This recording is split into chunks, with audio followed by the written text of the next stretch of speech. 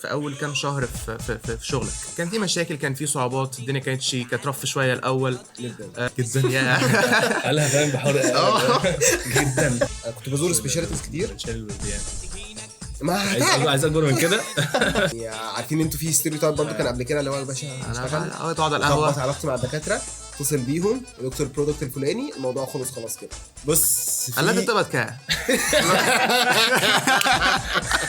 دي حاجه برضو يعني مش الطف حاجه ان انا اقولها، بس انت محتاج تكون مدرك ان انت كصيدلي انت في الكارير ده اهم حد تقريبا في الموضوع. انت محتاج تبوش يور سيلف تو ذا ليميت علشان يعني تو جو ذا اكسترا مايل تو ذا اكسترا ستيب. عارف انت كل الحاجات الاكسترا دي بالظبط كده. عشان اروح اقدم كمالك في شركه، السي في بتاعي محتاج يبقى فيه الجي ام الجنرال مانجر عنده اوفر فيو كده عن الماركت عامل ازاي وبتاع. فتره الكورونا وفي الكوفيد بدا ان هو يستورد رو ماتيريال هبل. اهلا بيكم، معاكم شوقي ومعاكم ستار، وده فارماكاست.